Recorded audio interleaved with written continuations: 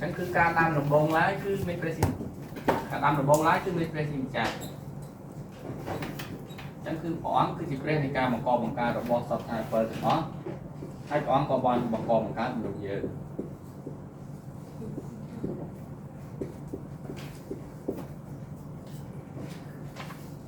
จัง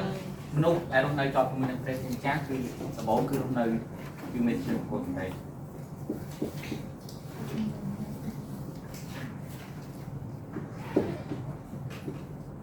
คนใต้ดาวมีนวัตเมนระบอบอะไรสัมพันธ์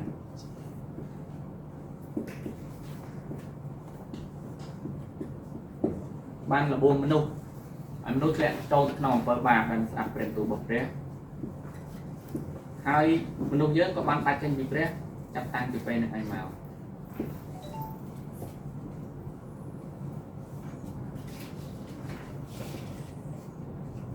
จักมนุษย์แต่บ้านตายกันบีเร่คือกลายเป็นโดดตาสัญญาณกลายจากโกนกลายจากโกนระบอบเด็กสามพัน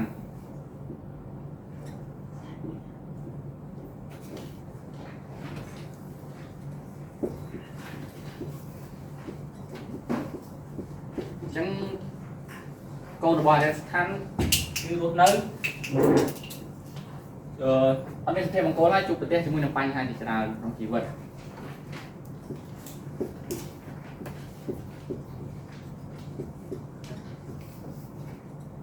ให้นึกไปแต่สลัมเตอร์คือเตยตัวการจุ่มนมจุ่มเรสเตอร์ไอสถานโนโรอยู่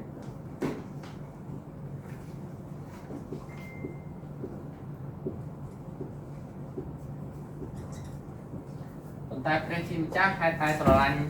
นุ่มยืนดอมไล่บานจิตระอ้องโปรตีนเนื้อเปรี้ยกรูหายเยียงเมา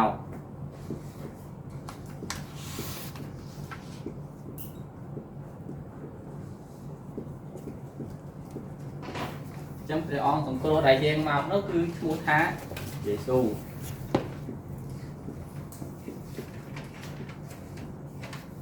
จังเปรี้ยเยซูคริสต์ป้อนมันเป็นเงี้ยจีเปรี้ยคริสต์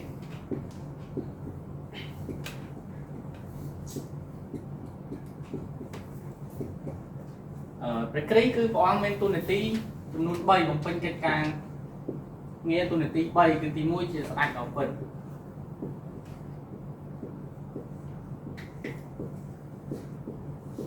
บาบงพลานกิจการเนี่ยคือการขบาเดี๋ยวสาธารนั้นไอทีปีป้อนคือเจี๊ยบโปเจจาดอกเป็ด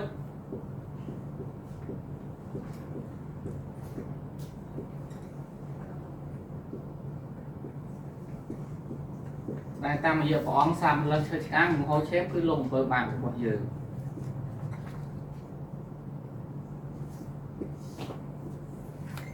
ไอทีใบป้อนคือจะหาวรานดอกเป็ด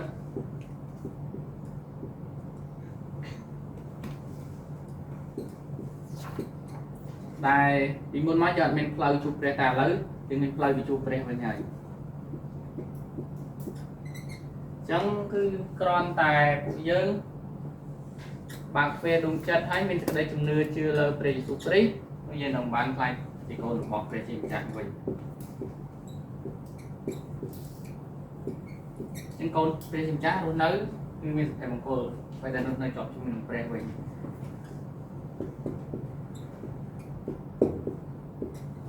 hai rồi miền tận chết sang này sẽ than xù phải để phụ nhân làm từ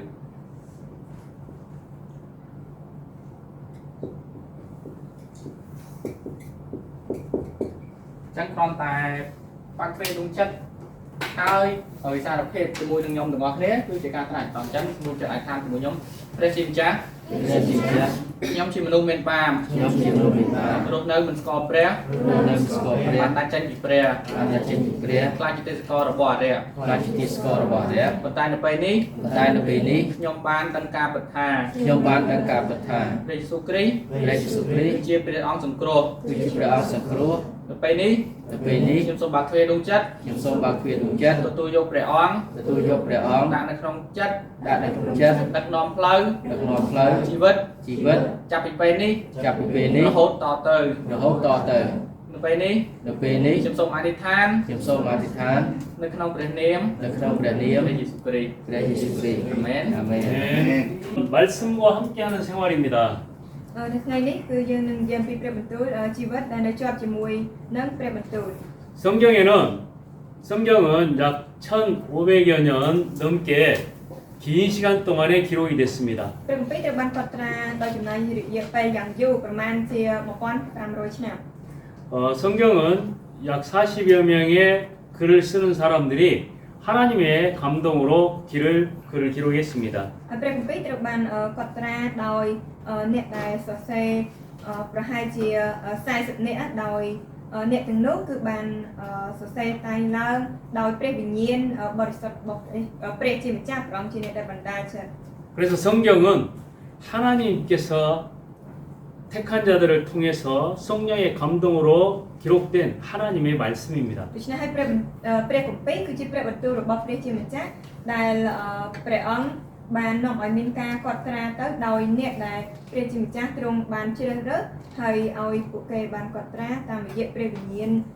របស់ព្រះជាម្ចាស់ព្រះអង្គជាអ្នកដែលបណ្ដាលឲ្យជាតែនោះ 성경은 어떤 도덕이나 윤리를 가르치기 위한 것을 목적으로 하지 않습니다. ហើយព្រះគម្ពីរមិនមែនមានគោលបំណងក្នុងការដែលបង្រៀនអំពីជីវធម៌និងសិលធម៌នោះឡើយ 어떤 역사를 가르치기 위한 것도 아닙니다. ហើយក៏មិនមែនបង្រៀនអំពីប្រវត្តិសាស្ត្រនោះដែរ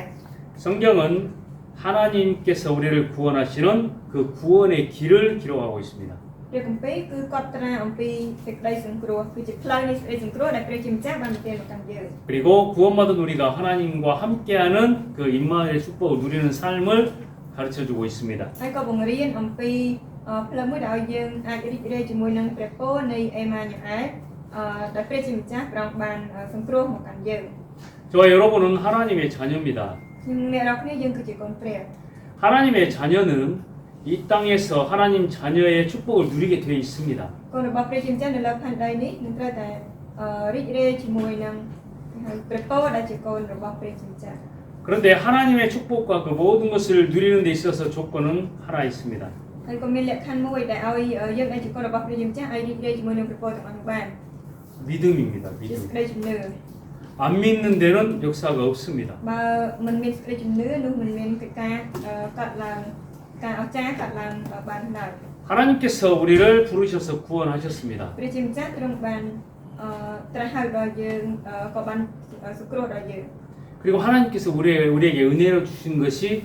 믿음이에요. ហើយអ្វីដែលជាប្រគុណដែលព្រះបានផ្ដល់មកកាន់យើងវាគឺជាសេចក្តីជំនឿ 우리로 예수가 그리스도라는 사실을 믿고 하나님을 내 안에 영접할 수 있는 은혜를 주신 겁니다. គឺព្រះជាម្ចាស់ព្រះអង្គបានប្រទាននៅព្រះគុណដែលឲ្យយើងអាចជឿព្រះយេស៊ូវគឺជាព្រះគ្រីស្ទហើយឲ្យយើងអាចទទួលយកទ្រង់ដាក់នៅក្នុងចិត្តយើង 그리고 하나님이 우리에게 말씀을 주셨습니다. ហើយព្រះជាម្ចាស់ទ្រង់ប្រទាននៅព្រះបន្ទូលមកកាន់យើង 자, 하나님은 저와 여러분의 삶을 축복하신다고 약속을 ព្រះ 하셨어요. ជាម្ចាស់បានសន្យាថាទ្រង់នឹងផ្ដល់ព្រះពរមកកាន់ជីវិតរស់នៅរបស់ខ្ញុំនិងអ្នករាល់គ្នា 근데 어떤 사람은 저는 믿음이 없습니다. 이렇게 고백하는 사람이 있어요. អ្នកមួយចំនួនគាត់និយាយសារភាពថាខ្ញុំមិនមានសេចក្តីជំនឿឡើយ 어떤 사람은 저는 믿는 것 같은데요. 이런 사람도 있습니다. ហើយដូចអ្នកខ្លះក៏គាត់និយាយថាខ្ញុំដូចជាជឿដែរ 어떤 사람은 아예 믿음의 관계가 관심이 없는 사람이 있습니다. អ្នកខ្លះគឺអត់មានពាក្យតងអីសោះជាមួយនឹងសេចក្តីជំនឿ 분명히 하나님이 저와 여러분의 삶을 책임진다고 약속하고 있는데 우리는 믿음으로 하나님을 바라보지 않는다는 말이죠. អញ្ចឹងគឺជាពេលដែលមានន័យថាព្រះជាម្ចាស់ព្រះអង្គបាន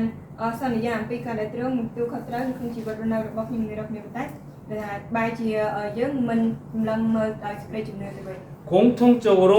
딱 한 가지 ចឹងអ្វីដែលជាចំណុចដូចគ្នាមួយចំណុច 믿음의 근거가 되는 말씀을 내가 모르는 거기 때문에 그렇습니다. នោះគឺដោយសារតែយើងមិនស្គាល់អំពីព្រះបន្ទូលដែលជាថាសក្ខីភេទសេចក្តីបន្ទាល់នៃសេចក្តីជំនឿទៅអញ្ចឹង 나에게 믿음이 없는 게 아니라 나에게 그 믿음의 근거가 되는 말씀이 내게 없는 មិន 거예요. មែនយើងមិនមានសេចក្តីជំនឿឡើយប៉ុន្តែគឺយើងមិនមាននៅព្រះបន្ទូលដែលជាសេចក្តីបន្ទាល់នៃសេចក្តីជំនឿហ្នឹងទៅមិនអាចជឿបាន 그래서 이 마귀는 저와 여러분이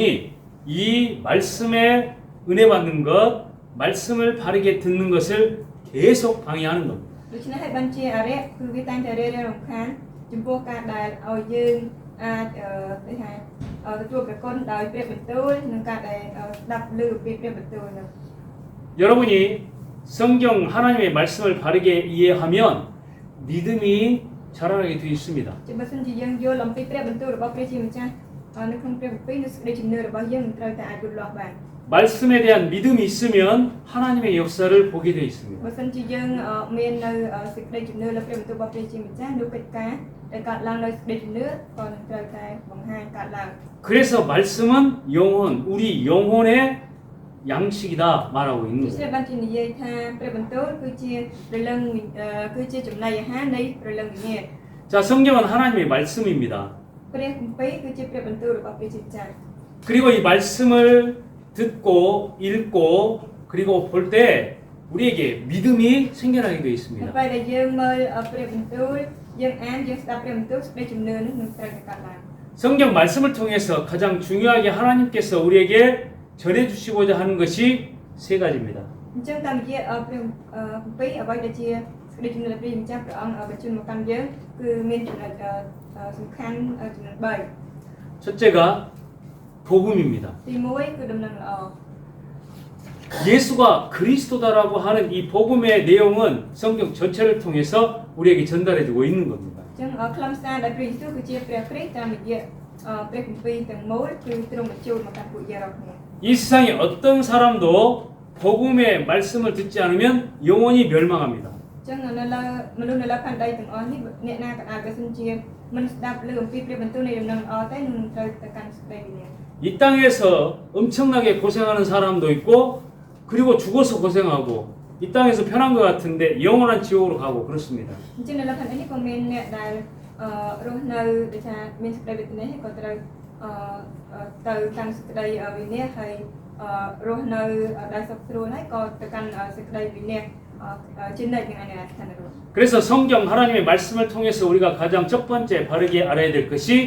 복음입니다. ដូច្នេះហើយតាមរយៈព្រះគម្ពីរអ្វីដែលជាព្រះបន្ទូលរបស់ព្រះជាម្ចាស់ដែលយើងត្រូវតែដឹងជាមុនទៅបំផុតនោះគឺជាដំណឹងល្អ 그래서 구약 성경은 하나님께서 우리를 구원하시기 위해서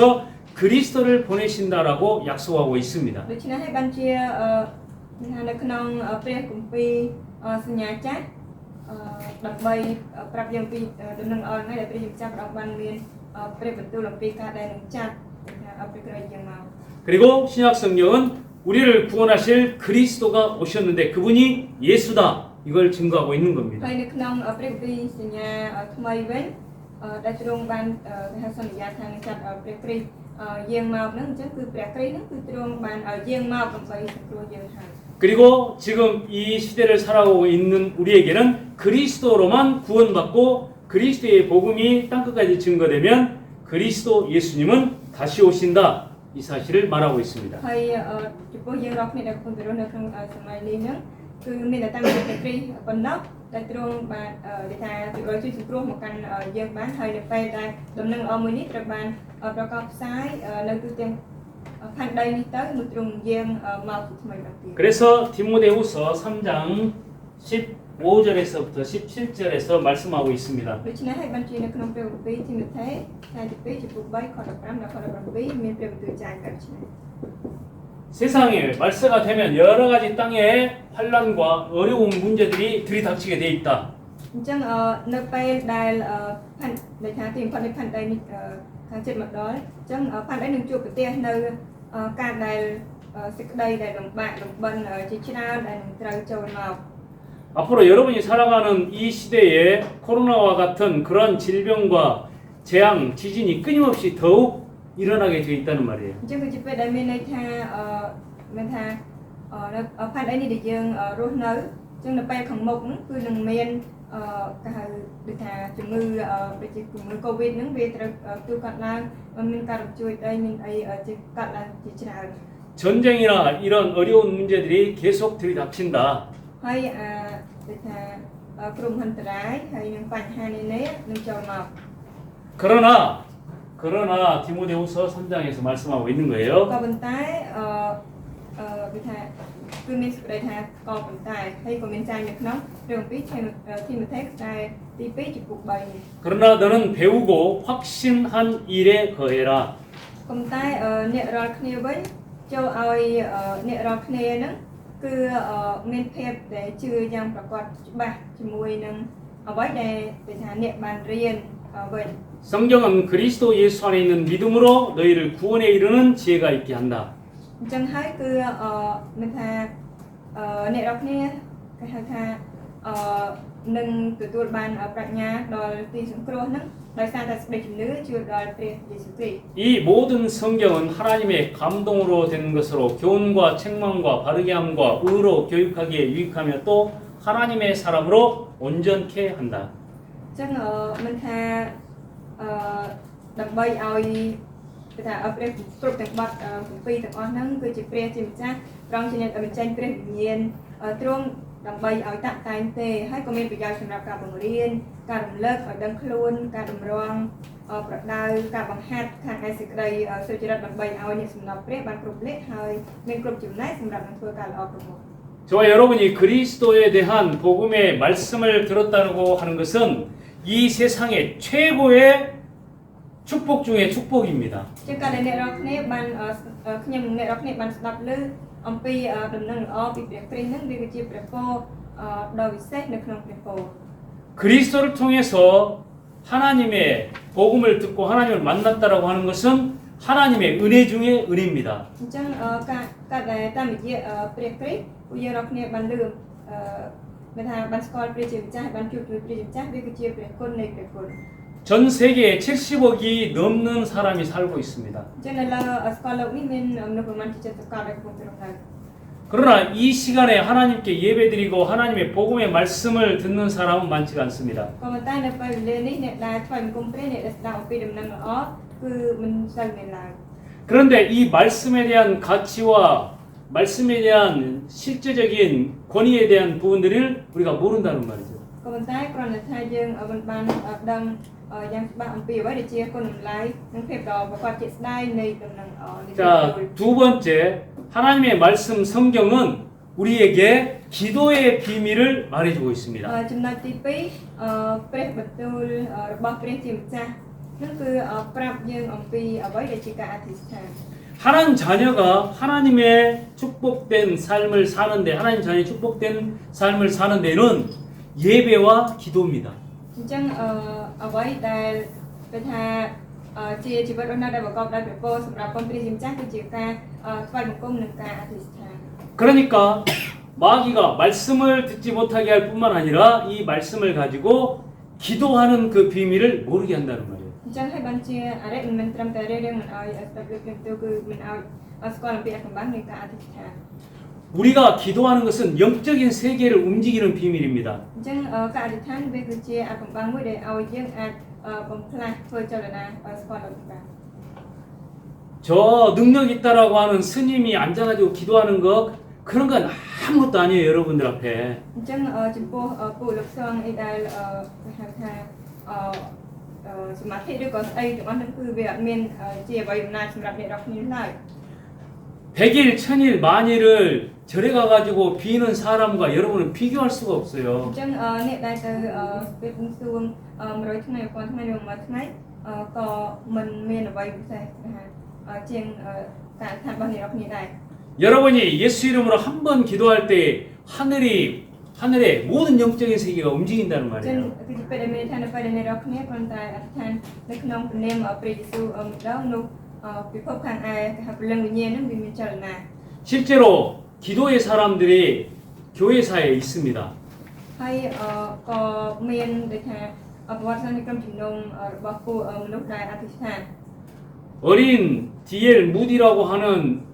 이 아이가 자라서 복음을 듣고 목사 기도하는데 미국 전체를 바꿔버렸습니다. មានក្មេងម្នាក់ដែលគាត់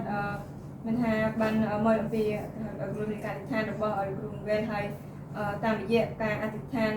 របស់គាត់ហ្នឹងឯងដែលធ្វើការផ្លាស់ប្រែទៅកាន់ទៅថាប្រទេសមួយ 록펠러라고 하는 사람은 기도의 비밀을 가지고 있었는데 예배에 조금 먼저 가가지고 기도했는데 미국 전체에 그 지금까지도 최고의 부자로 미국을 움직이고 있습니다. ហើយចំណែករក Hitler វិញគ្រាន់តែគាត់ស្គាល់ពីអាកំបាំងនៃការដែលអធិស្ឋានហើយថ្មីបង្គំនិយាយថាមុនការថ្មីបង្គំនោះគឺអធិស្ឋានតែប្រទេសយើងសម្រាប់តែឥឡូវនេះផងដែរក៏ខ្លាចទៅជាគេហៅថាជាមហាសេដ្ឋីអឺរ៉ុបដែរនៅឯសហរដ្ឋអាមេរិក 시버라고 하는 사람은 이런 강철 회사에 청소부로 들어갔습니다. ហើយក៏មានមួយរូបទៀតដែលគាត់បានគេហៅចូលទៅគេហៅក្រុមហ៊ុនមួយដែលទាក់ទងជាមួយនឹងអាស្មា 이 사람은 기도의 비밀을 가졌는데 여러분 들었을 겁니다. 강철왕 카네기라고. 이 카네기가 이 사람을 회장으로 물려줬어요. ហើយអ្នកនរគ្នាប្រហែលជាអាចស្ដាប់ឮដែរអញ្ចឹងគឺលោក Carnegie គឺជាអ្នកដែលគេហៅថាតេតំណាងជានាយករដ្ឋបាលនឹងទៅកាន់គាត់ម្នាក់នឹងដែលជាមនុស្សដែលមានអាកំបាំងនៃការអធិស្ឋាន 존 낙스라고 하는 그 목사는 스코틀랜드를 위해서 기도하는데 영국이 메리 여왕이 침범에 들어오는데 그 영국의 군대가 스코틀랜드를 어찌할 수가 없었습니다. អញ្ចឹងក៏មានគេថាម្នាក់ទៀតដែរដែលគាត់បានអធិស្ឋានសម្រាប់មហាប្រទេស Scotland ហ្នឹងប៉ុន្តែនៅពេលដែលគេហៅថាអង់គ្លេសនឹងបានស្ដេចអង់គ្លេសបានចូលមកវាយឈ្មោះប៉ុន្តែពួកខាងគេថាអង់គ្លេសនឹងគឺអត់អាចធ្វើអ្វីមកកាន់គាត់បានឡើយ 노예로 간 요셉은 기도의 비밀을 가지고 애국뿐만 아니라 세계를 살리는 하나님의 역사를 이룬 거예요. អញ្ចឹងមិនថាចំណែកឯយូសាយដែលមានអកម្មការអធិដ្ឋានទោះបីជាគាត់ត្រូវលក់ទៅជាទេសកលក៏ដោយក៏ប៉ុន្តែគាត់បានខ្លាយទៅជាមនុស្សម្នាក់ដែលគេថាជានាយករដ្ឋមន្ត្រីដែលគ្រប់គ្រងលើទឹកដីអ៊ីស្រាអែល 양을 치고 있었던 다윗은 그 어린 시절 기도의 비밀을 가졌는데 이 이스라엘의 왕이 되어주고 전 세계의 최고의 왕으로 섰습니다. ចំណែកឯដាវីតដែលគាត់បានស្គាល់អំពីកម្មនៃការអធិដ្ឋានតាំងពីនៅវ័យក្មេងម្ល៉េះគាត់ធ្លាប់តែជាកុមារដែលខ្វេលជាគាត់ក៏បានខ្លាយទៅជាគេថាស្ដេចមួយរូបដែលគ្រប់គ្រងគេថាត្រួតត្រានៅលើទឹកដីមួយនឹងមានអំណាច 기도하지 않고 내 일을 열심히 하는 사람은 부유하게 살 수 있습니다. អញ្ចឹងអ្នកដែលមិនអធិដ្ឋានតែខិតខំប្រឹងប្រែងតែសម្រាប់ការងាររបស់ខ្លួនគឺអាចនឹងមានការខាត់បងវិញ 기도하면서 내 일을 열심히 하는 사람은 세계를 살리게 되어 있습니다. តែអ្នកដែលអធិដ្ឋានមិនដើរនឹងប្រឹងប្រែងនៅក្នុងកិច្ចការងាររបស់ខ្លួននឹងខ្លះទៅជាអ្នកដែលអាចប្រមកាន់លោកីនេះវិញ 이게 저와 여러분을 향한 하나님의 약속의 말씀입니다. វាគឺជាការសន្យារបស់ព្រះជាម្ចាស់ដែលឆ្ពោះមកកាន់ខ្ញុំអ្នកនរគ្នា 그리고 세 번째, 성경에서 하나님이 말씀하고 있는 것은 이 땅을 하나님이 복음화하겠다라고 하는 전도에 대한 약속입니다. ហើយទី3អ្វីដែលជាព្រះបន្ទូលរបស់ព្រះជាម្ចាស់តាមរយៈព្រះគម្ពីរនោះគឺជាការដែលព្រះជាម្ចាស់ទ្រង់មានបន្ទូលពីការដែលប្រកាសផ្សាយដំណឹងល្អលើសកលលោកឯងតាមរយៈគេថាដំណឹងល្អនៅលើផែនដី 이 얘기입니다. អញ្ចឹងគឺជាសេចក្តីដែលនិយាយចំណុចនេះ 자, 원래 인간 하나님과 이렇게 함께 했다. ដើមឡើយមនុស្សនៅជាប់ជាមួយព្រះជាម្ចាស់ 그런데 사단의 속임수에 죄 가운데 빠져서 하나님을 떠났다. តែដោយការលំមិនឆារបស់អរិយ 그래서 하나님과 사람 사이가 이렇게 មនុស្សមាន 단절됐다. អំពើបាបក៏ដាច់ចេញពីព្រះហើយទំនាក់ទំនងរវាងមនុស្សនិងព្រះទៅបានកាត់ផ្តាច់ 이게 단절돼 있다는 말이에요. នេះហើយគឺជាពេលដែលថាត្រូវបានកាត់ផ្តាច់ 그래서 단절돼 있는 이 사람은 이 가운데서 마귀에게 잡혀서 평생 불행하게 살다가 결국 지옥 간다 이 얘기예요. អញ្ចឹងមិនថាមនុស្សត្រូវបានកាត់ផ្តាច់ហើយនៅចំណុចនេះគឺមិនអរិយបានចូលមកហើយមនុស្សរស់នៅដោយមានការដែលរងទុក្ខហើយនៅទីបំផុតត្រូវទៅឯស្ថាននរក 그래서 하나님이 우리에게 복음을 주셨다. ដូច្នេះព្រះជាម្ចាស់ក៏បានផ្ដល់ប្រទាននៅដំណឹងល្អមកកាន់យើង 구원자 예수 그리스도를 주셨다. ទ្រង់បានប្រទានព្រះយេស៊ូវគ្រីស្ទជាព្រះអង្គសង្គ្រោះ 자, 그분이 십자가에서 못 박혀 죽으셨다. ទ្រង់បានស្លាប់ជាប់នៅលើឈើឆ្កាង 그래서 하나님께로 갈 수 있는 길을 열어주셨다. ទ្រង់ក៏បានបើកផ្លូវដែលឲ្យមនុស្សអាចទៅឯព្រះជាម្ចាស់ 이 길을 열어주신 거예요. 이렇게 하나님 열어주신 거예요. ដូច្នេះព្រះជាម្ចាស់ព្រះអង្គបានបើកផ្លូវដល់ឆ្ងាយ 이게 십자가의 비밀이에요. ហើយគឺជាអាកំបាំងនៃឈើឆ្កាង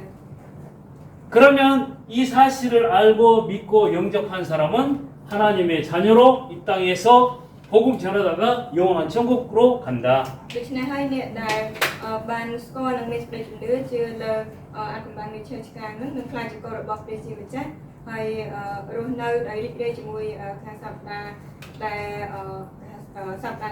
ដែលជារៀននៃស្ថានសួគ៌ហើយនៅពេលដែលចេញពីផាននេះទៅគឺទៅឯស្ថានសួគ៌អកលចំណេះ 이 십자가의 비밀, 그리스도의 비밀을 저와 여러분이 가진 거예요. អញ្ចឹងអាថ៌កំបាំងនៃឈើឆ្កាងអាថ៌កំបាំងនៃព្រះគ្រីស្ទនេះខ្ញុំអ្នករាប់គ្នាមែន 이 전도에 대한 하나님의 말씀이 성경입니다. អញ្ចឹងមានថាអ្វីដែលជាព្រះបន្ទូលអំពីការដែលផ្សាយដំណឹងល្អមួយនេះគឺជាព្រះបន្ទូលព្រះជាម្ចាស់នៅក្នុងព្រះគម្ពីរ 오늘부터 나는 교회 다니면서 이러이러한 축복을 받았다. 이렇게 자랑할 건 없습니다. ដូច្នេះហើយចាប់ពីថ្ងៃនេះទៅគឺអត់មានអ្វីដែលជាការដែលយើងអួតថាខ្ញុំទៅប្រហែលខ្ញុំបានទទួលព្រះពរបែបដូច្នេះមួយដោយដូច្នេះមួយ 그러나 하나님과 여러분 사이에 한 가지는 하나님 앞에 간구해야 돼요. អញ្ចឹងគឺថាគឺត្រូវតែមានអ្វីដែលជាបន្តមួយសម្រាប់ទំនាក់ទំនងរវាងយើងខ្ញុំជាមួយនឹងព្រះជាម្ចាស់ 하나님 아버지, 저는 전도의 축복만을 누리는 사람이 되게 해주십시오. ជាព្រះជាម្ចាស់ដែលជាព្រះបិតាសូមឲ្យខ្ញុំខ្លាចជាមនុស្សម្នាក់ដែលរីករាយតែជាមួយនឹងព្រះពរនៃការផ្សាយដំណឹងល្អប៉ុណ្ណោះ 그것은 하나님의 모든 응답 속으로 들어가는 비밀입니다. គឺជាអាចកំបាំងមួយដែលឲ្យយើងអាចចូលទៅក្នុងគ្រប់ការឆ្លើយតបទាំងអស់របស់ព្រះជាម្ចាស់ 가나안 땅으로 가는 여호수아에게 하나님 말씀하십니다. ព្រះជាម្ចាស់បានមានព្រះបន្ទូលទៅកាន់យូស្វែដែលចូលទៅក្នុងទឹកដីកាណាន 내가 모세와 함께 한 것처럼 너와 함께 하겠다. អញនឹងនៅជាមួយឯងដូចជានៅជាមួយម៉ូសេដែរ 그래서 네가 발바닥으로 밟는 모든 곳을 너에게 이미 주었다. នោះអញនឹងឲ្យអញបានឲ្យដីដែលឯងដាក់ជើងជន់ទៅជាស្រេចហើយទៅកាន់ឯង 전도에 대한 약속은 이미 우리에게 받은 축복으로 와 있는 거예요. អញ្ចឹងការសន្យាអំពីការផ្សាយដំណឹងល្អគឺទ្រង់បានគេហៅប្រទានមកកាន់យើងហើយព្រះពរនៃការផ្សាយដំណឹងល្អនោះក៏នឹងមកឲ្យយើងរកគ្នា 그러니까 여호수아가 주저합니다. តែយេស៊ូវគាត់មានការដែលភ័យជ្រាបចិត្ត 그랬더니 하나님께서 내가 너에게 명령한 것이 아니냐. ដូច្នេះហើយទ្រង់ក៏បានមានព្រះបន្ទូលថាតើអញមិនបានបង្គាប់ឯងទេឬអី 강하고 담대해라. ចូលឲ្យមានកម្លាំងឡើងហើយក្លាហានចុះ 두려워하지 말고 놀라지도 마라. កុំឲ្យភ័យខ្លាចហើយក៏កុំឲ្យជ្រាបចិត្ត 내가 너와 함께하느니라. អញនឹងនៅជាមួយឯង 나는 내 하나님 여호와니 네가 어디로 가든지 내가 너와 함께하리라. អញជាព្រះយេហូវ៉ាជាព្រះនៃឯងក៏នឹងនៅជាមួយឯងនៅទីដែលឯងទៅដែរ 자, 여호수아는 지금 살아 있어요, 죽었어요. យូស្វែកំពុងតែរស់នៅឬស្លាប់ 어떤? 자, 여호수아는 살았어, 죽었어. តើយូស្វែបានតែថាកំពុងរស់នៅឬក៏ស្លាប់ហើយ ស្លាប់ហើយ 그렇지, 천국 백성이야 이미. គឺខ្លាចជារៀននៃស្ថានសួគ៌រួចហើយ 자, 그런데 여호수아에게 말씀하신 하나님은 지금 살았어요, 죽었어요? តែព្រះជាម្ចាស់ដែលមានព្រះបន្ទូលនេះទៅកាន់យូស្វែនេះតើកំពុងតែរស់នៅឬក៏ស្លាប់ហើយ 여호수아도 알고 여러분도 알고 여러분들에게 말씀하고 계시는 그 하나님이 여호수아에게 말씀하고 계시는 것과 같단 말이에요. គឺជាពេលដែលថាដែលទ្រង់ស្គាល់យូស្វែទ្រង់ក៏ស្គាល់អ្នករាល់គ្នាហើយព្រះអង្គដែលមានព្រះបន្ទូលទៅកាន់យូស្វែនេះគឺព្រះអង្គក៏មានបន្ទូលមកកាន់អ្នករាល់គ្នាដូចគ្នាដែរ 여호수아를 아시는 그 하나님 그리고 여호수아에게 말씀하신 그 하나님이 지금 우리에게 그 말씀을 하고 계신다 이거예요. គឺជាដោយដែលថាព្រះជាម្ចាស់ដែលទ្រង់ស្គាល់យូស្វែហើយមានព្រះបន្ទូលទៅកាន់យូស្វែឥឡូវនេះព្រះអង្គកំពុងតែមានព្រះបន្ទូលមកកាន់អ្នករាល់គ្នា 그래서 성경 복음에 대한 말씀, 기도에 대한 말씀, 전도에 대한 말씀은 지금 성경 그대로 하나님이 나에게 말씀하고 계신 거란 말이에요. ដូច្នេះហើយតាមរយៈព្រះបន្ទូលនៃព្រះគម្ពីរដែលព្រះអង្គនិយាយអំពីដំណឹងល្អការអធិស្ឋាននិងការផ្សាយដំណឹងល្អហ្នឹងគឺឥឡូវនេះទ្រង់កំពុងតែមានព្រះបន្ទូលហ្នឹងដូចគ្នាដែរក្នុងគ្នា 그래서 그 말씀을 하나님은 그대로 이루어가고 계신다. ហើយព្រះបន្ទូលទាំងអស់នោះព្រះជាម្ចាស់បានឲ្យកំពុងតែបំពេញសម្ដេច 이게 성경을 통해서 우리가 붙잡아야 될 하나님에 대한 믿음입니다. នេះហើយគឺជាសេចក្តីជំនឿជឿលើព្រះជាម្ចាស់ដែលយើងត្រូវតែចាប់ឲ្យជាប់តាមរយៈព្រះគម្ពីរ 기도하겠습니다. សូមអធិដ្ឋាន 하나님 អរ 감사합니다. គុណព្រះជាម្ចាស់ 하나님의 말씀 성경을 바르게 알고 믿고 능력 안에 거하게 하여 សូម 주옵소서. ឲ្យយើងបានដឹងឲ្យយើងបានជឿនិងមានសេចក្តីជំនឿយ៉ាងប្រកបច្បាស់នៅក្នុងព្រះបន្ទូលរបស់ផងព្រះអង្គ 복음의 말씀으로 기도의 말씀으로 전도의 말씀으로 하나님께서 하시는 복음화의 증인으로 서게 하여 សូម 주옵소서. ឲ្យយើងឈរជាស្មោះបន្ទាល់នៃការប្រកាសផ្សាយដំណឹងល្អដែលព្រះជាម្ចាស់ទ្រង់កំពុងតែបំពេញទៅតាមរយៈសេចក្តីជំនឿលើព្រះបន្ទូលនៃដំណឹងល្អតាមរយៈព្រះបន្ទូលនៃការអធិស្ឋានតាមរយៈព្រះបន្ទូលនៃការផ្សាយដំណឹងល្អ 예수 그리스도 이름으로 기도하옵나이다. 아멘.